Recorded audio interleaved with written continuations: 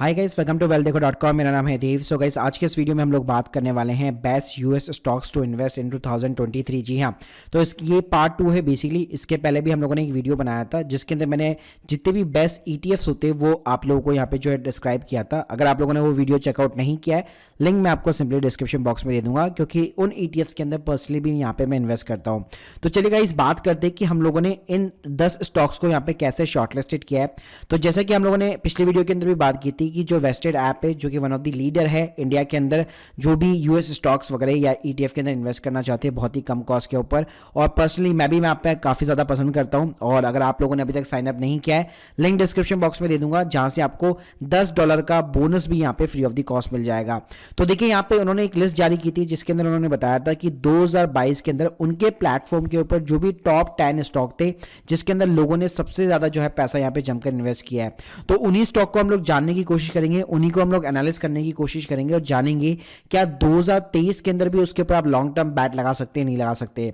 साथ में गाइस बताना चाहूंगा, यूएस के अंदर क्या होता है ना, थोड़ा सा different type of the market cap होता है। जैसे एक होता है मेगा कैप, यानी कि जिसकी भी मार्केट वैल्यू $200 बिलियन से भी ज्यादा है, वो उसके अंदर काउंट होती है कंपनीज। फिर होता है लार्ज कैप, यानी कि $10 बिलियन से $200 बिलियन। फिर होता है मिड कैप, $2 बिलियन से $10 बिलियन। फिर होते हैं स्मॉल कैप, $250 मिलियन से $2 बिलियन।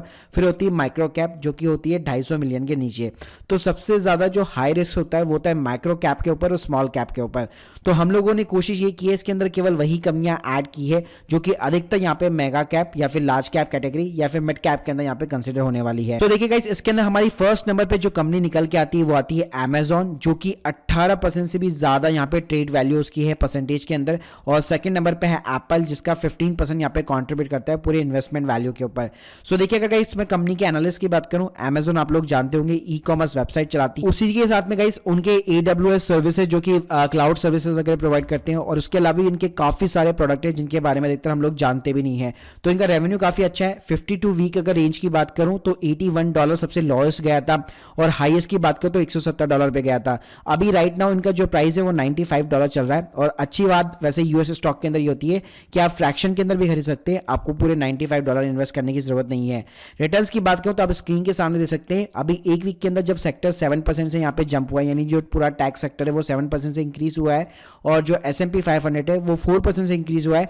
वहीं पे Amazon 14% से ज्यादा एक वीक के अंदर यहाँ पे रिटर्न यहाँ पे बेसिकली प्रोवाइड कर चुका है। लेकिन अगर आप एक साल के अंदर देखेंगे तो देखिए, पूरा जो टैक्स सेक्टर था वो 30% से यहाँ पे ड्रॉ डाउन हुआ था। वहीं पे Amazon सबसे ज्यादा भी यहाँ पे गिरा है 42% से।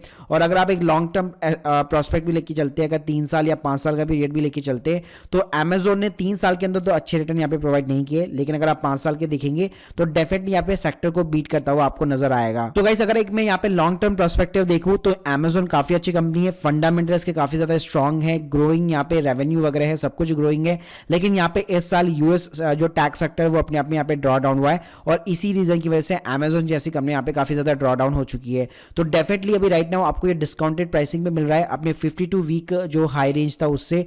तो डेफिनेटली आप इसको SIP के रूप में यहाँ पे जरूर निवेश कर सकते हैं। सेकंड नंबर पे गाइस हमारा एप्पल था। एप्पल को बताने की जरूरत नहीं किस टाइप का बिजनेस है इनका। मैकबुक हो गया, एप्पल आईफोन्स वगैरह हो गए, आईपैड वगैरह हो गए। अगर मैं रिटर्न्स की यहाँ पे सिंपली बात करूं तो सेक्टर ने जैसे 7% का रिटर्न जनरेट करके दिया था, ऑलमोस्ट इतना ही रिटर्न इसने निकाल के दिया है। और एक साल के अंदर यहाँ पे ड्रॉ डाउन भी जो है ऑलमोस्ट सेक्टर के इक्वली हुआ है। अगर आप 3 साल 5 साल के रिटर्न को कंपेयर करोगे तो डेफिनेटली ये काफी अच्छी कंपनी निकल के आती है एप्पल। ऑलमोस्ट सेक्टर के यहाँ पे जो बेसिकली जो रिटर्न यहाँ पे इसने प्रोवाइड किया उसको यहाँ पे बीट करता हुआ नजर आएगा, अगर आप 3 साल 5 साल और 10 साल के कंपेरिजन में करेंगे तो। इसके अलावा इस दोनों के अंदर आपको जो बीटा है वो 1.27% का मिल जाएगा। डिविडेंड यील्ड यहाँ पे एप्पल के अंदर आपको 0.71% का मिलेगा, बीटा 1.19 का है, यानी कि वॉलेटिलिटी थोड़ी सी यहाँ पे ज्यादा मिलेगी। अब इस बात करते हैं थर्ड नंबर की, तो थर्ड नंबर पे यहाँ पे टेस्ला का नाम, यहाँ पे इसकी 14% ट्रेडेड वैल्यू है पूरे प्लेटफॉर्म के ऊपर। और फोर्थ नंबर पे है माइक्रोसॉफ्ट, जिसपे 12% यहाँ पे कॉन्ट्रीब्यूट करता है।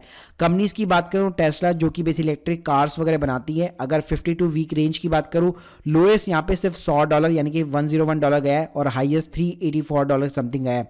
अभी जो करंट प्राइस है वो $123 के आसपास यहाँ पे चल रहा है।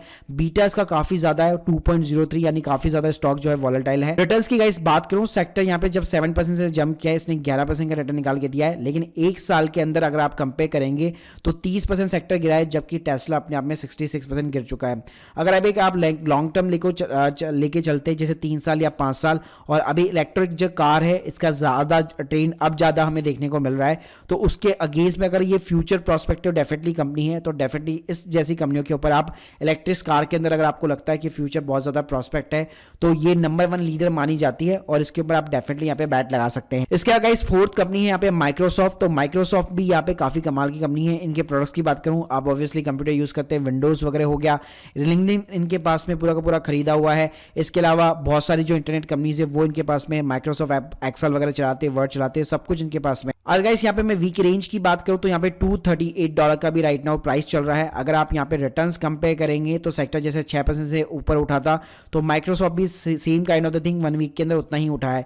अगर मैं यहाँ पे ड्रॉ डाउन की बात करूँ तो कंपेयर टू यहाँ पे अगर आप कंपेयर करेंगे अमेजोन के साथ में तो यहाँ पे ज़्यादा नेगेटिव रिटर्न इसने जनरेट करके नहीं दिए, ऑलमोस्ट सेक्टर के इक्वल दिए हैं। और अगर आप 3 साल या 5 साल के रिटर्न को कंपेयर करके देखते हो तो अपने सेक्टर को ये डेफिनेटली यहाँ पे बीट करता हुआ नजर आएगा। इस नंबर पे गाइस हमारी कंपनी आती है गूगल, और गाइस इसने कॉन्ट्रीब्यूट किया है 11%। और गूगल का एक और स्टॉक है, जैसे कि आपको हमारे इंडिया के अंदर जो टाटा मोटर्स है उसके 2 टाइप के स्टॉक है, एक के अंदर आपको राइट्स मिलते हैं, एक के अंदर आपको नहीं मिलते।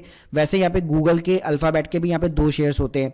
तो यहाँ पे अगर 11% बात करूँ तो यहाँ पे ये वाला सिंबल है, और 60% की बात करूँ तो ये वाला सिंबल है, तो कंफ्यूज मत होइएगा। और 6 नंबर पे गाइस है एनवीडिया, जो कि 7% की यहाँ पे ट्रेड वैल्यू के साथ में रैंक करता है। सो गाइस गूगल की बात करूँ, आपको हमेशा क्लास ए वाले जो कॉमन स्टॉक्स होते हैं वो बेसिकली यहाँ पे बाय करने, जो कि यहाँ पे वैल्यू के अंदर भी अच्छा रहेगा। और इसके अलावा गाइस अगर मैं 52 वीक रेंज की बात करूँ, $83 सबसे कम गया है और अभी राइट नाउ 91 चल रहा है, तो ऑब्वियसली यहाँ पे ड्रॉ डाउन हो रखा है। और हाईएस्ट देखेंगे तो $151 यहाँ पे जा चुका है। रिटर्न्स की बात करूँ तो यहाँ पे सेक्टर के ऑलमोस्ट इक्वली इसने यहाँ पे रिटर्न निकाल के दिए। 1 साल के अंदर भी यहाँ पे ड्रॉ डाउन भी ऑलमोस्ट सेक्टर के इक्वली गया है, थोड़ा बहुत ऊपर नीचे हो सकता है, लेकिन अगर आप एक लॉन्ग टर्म देखेंगे तो सेक्टर वाइज इसने काफी अच्छे रिटर्न निकाल के दिए। 5 साल का, 3 साल का अगर आप रिटर्न निकाल के देखेंगे, और बीच में ये स्प्लिट भी हुआ था, इस वजह से यहाँ पे आपको रिटर्न्स के अंदर थोड़ा बहुत यहाँ पे डिफरेंस देखने को मिल सकता है। लेकिन अगर आप स्प्लिट के अकॉर्डिंग यहाँ पे चेकआउट करेंगे रिटर्न्स, तो काफी अच्छे इसने रिटर्न यहाँ पे निकाल के दिए हैं। इसके अलावा गाइस हमारे पास में जो नेक्स्ट कंपनी थी वो थी एनवीडिया। अगर आप कंप्यूटर में ग्राफिक कार्ड यूज करते हैं तो आपने इसका नाम यहाँ पे जरूर सुना होगा। चिपसेट्स वगैरह बनाती है, जीपीयूज वगैरह बनाती है गेमिंग पीसी वगैरह के लिए। अगर मैं रेंज की बात करूं, $108 सबसे कम था, अभी यहाँ पे थोड़ा रिकवर हो चुका है, $165 अभी राइट नाउ प्राइस चल रहा है, और हाईएस्ट 289 समथिंग गया था। बीटा की बात करूं 1.72 का है, थोड़ा सा वोलेटाइल है। डिविडेंड यील्ड जो है 0.11% का है। रिटर्न्स की बात करूंगा, इस सेक्टर से यहाँ पे डबल जो है डिजिट इसने यहाँ पे रिटर्न निकाल के दिया है 1 वीक के अंदर। अगर आप 1 साल का ड्रॉ डाउन भी देखेंगे तो जितनी स्पीड से ऊपर बढ़ा है उतनी स्पीड से यहाँ पे नीचे भी गिरा है। 22 के कंपेयर में 40% से ज्यादा का यहाँ पे इसने ड्रॉ डाउन निकाल के दिया है। लेकिन अगर 3 साल 5 साल में अगर आप कंपेयर करते हैं तो डेफिनेटली ये सेक्टर और S&P 500 यानी कि इंडेक्स को यहाँ पे आपको बीट करता हुआ नजर आएगा। और लॉन्ग टर्म के हिसाब से जो चिपसेट के अंदर जो शॉर्टेज वगैरह आ रही है उसके अकॉर्डिंग अगर आप एक ऐसी कंपनी के ऊपर बैट लगाना चाहते हैं तो डेफिनेटली आप एनवीडिया को कंसीडर कर सकते हैं। इसके अलावा गाइस हमारी जो नेक्स्ट 3 कंपनियां निकल के आती है वो आती है मेटा, शॉपिफाई और कॉइनबेस। तो मेटा ने 7% यहाँ पे कंट्रीब्यूट किया है, शॉपिफाई ने 6% किया है, और कॉइनबेस ने यहाँ पे 5% किया है। तो देखिए मेटा की बात करूं, फेसबुक बेसिकली ओन करता है, व्हाट्सएप ओन करता है, इंस्टाग्राम यानी कि वर्ल्ड के सबसे 3 बड़े सोशल मीडिया प्लेटफॉर्म ओन करता है। और इसके अंदर अभी कंपनी के अंदर पिछले 1 साल से काफी ज्यादा जो है पॉलिसी के कारण यहाँ पे जो बेसिकली स्टॉक्स वगैरह गिरे हैं। तो यहाँ पे अगर आप 52 वीक रेंज देखेंगे तो $88 था सबसे लोएस्ट, $136 अभी रिकवर हो चुका है, और $332 सबसे हाई गया है। बीटा आपको ऑब्वियसली 1 के पार मिलने वाला है 1.16 का। और अगर मैं रिटर्न्स की यहाँ पे बात करूँ तो आप देख सकते हैं सेक्टर के अगेंस्ट में यहाँ पे ज्यादा इसने रिटर्न निकाल के दिया 1 वीक के अंदर। ड्रॉ डाउन देखेंगे तो 58% से भी ज्यादा का इसने यहाँ पे ड्रॉ डाउन निकाल के दिया है। गाइस इंडेक्स के कंपेयर में इसने यहाँ पे नेगेटिव रिटर्न जनरेट करके दिया है। जी हाँ, तो जैसे मैंने बताया कि बीच के अंदर इसकी बहुत ज्यादा बुरी हालत थी, और इसी कारण जब यहाँ पे यूएस के अंदर जब इन्फ्लेशन भी नहीं था उस टाइम पे भी इसके स्टॉक लगातार गिर रहे थे, और इसी वजह से अगर आप 3 साल 5 साल का कंपेयर करोगे ये कंपनी ने यहाँ पे नेगेटिव में रिटर्न जनरेट करके दिए हैं। अगली गाइस जो हमारी कंपनी है वो है शॉपिफाई। तो शॉपिफाई बेसिकली अगर किसी को भी ई कॉमर्स वेबसाइट बनानी है तो काफी आसान प्लेटफॉर्म आपको एक DIY खुद बेसिकली प्रोवाइड करता है, जहां पे आप विद इन द 5 मिनट्स अपना पूरा का पूरा ई कॉमर्स प्लेटफॉर्म यहाँ पे खड़ा कर सकते हैं। तो गाइस ये कोई लार्ज कैप कंपनी नहीं है, मतलब बहुत बड़ी कंपनी नहीं है, लेकिन पिछले कोविड के बाद में जैसे जितने भी बेसिकली जो स्मॉल बिजनेस थे उनको सबको अपनी अपनी एक वेबसाइट चाहिए थी, और ये काफी अच्छा प्लेटफॉर्म माना माना जाता है वेबसाइट को क्रिएट करने के लिए, तो इसी वजह से इसके स्टॉक्स यहाँ पे जो है पंप किए हैं। तो अगर आप यहाँ पे रिटर्न्स वगैरह भी निकाल के देखेंगे, इनकी रेवेन्यू निकाल के देखेंगे, तो कोविड के बाद में एकदम यहाँ पे जंप आया है। एक साल की बात करूँ तो यहाँ पे मोर देन 68% का नेगेटिव रिटर्न यहाँ पे जनरेट करके दिया है। वहीं पे सेक्टर -22% से गिरा है और इंडेक्स यहाँ पे -14% से गिरा है। लेकिन अगर आप 3 साल 5 साल में देखोगे तो काफी अच्छे इसके रिटर्न निकल के आ जाते हैं, क्योंकि कोविड के बाद में ये अच्छा खासा यहाँ पे जंप हुआ था। इसके अलावा जो हमारी नेक्स्ट कंपनी निकल के आती है वो आती है कॉइनबेस। तो कॉइनबेस बेसिकली एक क्रिप्टो एक्सचेंज प्लेटफॉर्म है और ये पहला ऐसा प्लेटफॉर्म था जो बेसिकली यहाँ पे नेस्डेक के अंदर लिस्टेड हुआ था। तो रिटर्न्स की बात करो तो यहाँ पे आप एक साल के अंदर देख सकते हैं 81% का नेगेटिव रिटर्न जनरेट करके दिया है। और अभी तो हमें क्रिप्टो के ऊपर भी बिलीव अभी तक नहीं है, क्योंकि अभी आपने मार्केट दिखा होगा क्रिप्टो कैसे यहाँ पे क्रैश वगैरह हो चुका है। तो ऑब्वियसली बात है इस टाइप की कंपनियां भी यहाँ पे सस्टेन कर सकती नहीं कर सकती, उसका कोई भी यहाँ पे अंदाजा नहीं लगा सकता है। तो गाइस मैं तो आपको यही सजेस्ट करूंगा, जो शॉपिफाई है, जो कॉइनबेस है, तो ये आप कह सकते हैं एक सडनली यहाँ पे जंप आया था, फिर वापस नेगेटिव में जा रहे हैं। तो इस टाइप की कंपनी को आपको यहाँ पे अभी राइट नाउ इग्नोर करना चाहिए। जो मेगा कैप वाली कंपनीज है, जो मैं आपको ऑलरेडी बता चुका हूँ, उस टाइप की कंपनी के अंदर आप डेफिनेटली यहाँ पे SIP के रूप में यहाँ पे इन्वेस्ट कर सकते हैं। कभी भी आपको लमसम इन्वेस्ट करने की जरूरत नहीं है। और इसके अलावा जो स्ट्रॉन्ग मेरी जो सजेशन है, अगर आप एक बिगनर है और US मार्केट को एक्सप्लोर कर रहे हैं तो डेफिनेटली आपको अपनी जो शुरुआत है वो हमेशा यहाँ पे ETF के साथ में करनी चाहिए। और इसके लिए प्लीज हमारा जो फर्स्ट वीडियो था उसको यहाँ पे जरूर चेकआउट कीजिएगा। So guys hope you like this video. अगर आप अभी तक आपने वेस्टेड प्लेटफॉर्म को ज्वाइन नहीं किया है, लिंक डिस्क्रिप्शन बॉक्स में, और $10 का फ्री ऑफ द कॉस्ट आपको बैलेंस यहाँ पे मिलने वाला है। Thank you guys, thank you very much.